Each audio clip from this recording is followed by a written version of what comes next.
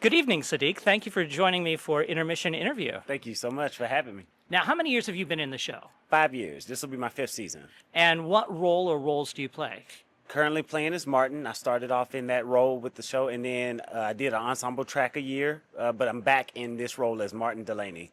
Now, you originated the role of Martin Delaney, is that correct? I did. Tell me a little bit about Martin. Well, Martin, he's a prior military service member. He was a doctor that practiced multiple disciplines, which was rare for his time frame. And so he was always a part of kind of what the story is that's being told. And so that coming to the fore, I'm just glad I get a chance to be a part of helping tell that story. And this is an actual historical character that we're talking He about is. that has joined the story. He is. He's prior Army soldier that, like I say, he practiced medicine in the Army as well. But when he got out, continued that career. Now, what was his... Sorry, go ahead. I was also just going to add that he's also known as the father of Pan-Africanism. And though that's not necessarily woven into this story, it is part of Martin's history. What is his connection to Stephen Foster?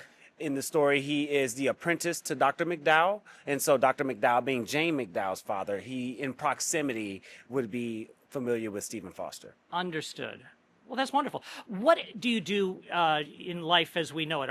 Is acting your profession? It is not, actually. I have a day job. I work for the city as an IT specialist. And if you call the Family Health Center's help desk, that's my desk. So Okay. that's what I do as a day job. And I also lead worship for my church and do some theater stuff on the side as well. Now, regarding that other theater stuff, I know that you've played other historical characters, particularly around Louisville. What historical characters have you portrayed? Yeah, I've gotten to play Jockey Jimmy Wingfield, who's a jockey, and then some other jockey affiliates, if you will. Trainer Ansel Williamson. Words today. That's all right.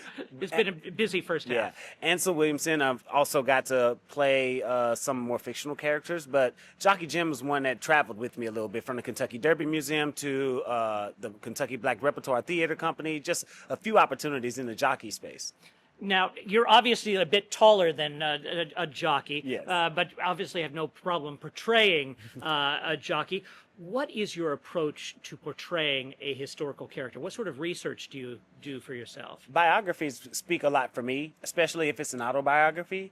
That means a lot for me. And then with the jockeys, it was a little hard. But if you can get any kind of capture of their voice, hearing them speak at all is helpful for me.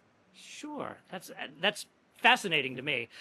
What is your favorite part of the Stephen Foster story? I would have to say Jeannie with the light brown hair, as Stephen sings a song he made for his muse, and she's in earshot of it, and it draws her back into the room where he is. But that song in particular carries a lot of sentimental value for me, and so getting to see our Seth do it night after night is just a pleasure. It really is. Now, you have another family member in this show as well. I Who is do. that? My daughter Zara. This will be her 4th year doing the show. And a huge part of why we keep coming back is that we get to do it together. And she's how old? She's 14. She'll be 15 this year in December. My goodness. Teaching them young about the importance of history and theater. That's absolutely wonderful. Yeah. And if you'd like to learn a bit more about the history of Kentucky, of Stephen Foster, of some great music, you should come to Bardstown and see the Stephen Foster story. Go to stephenfoster.com for tickets. We play through the middle of August.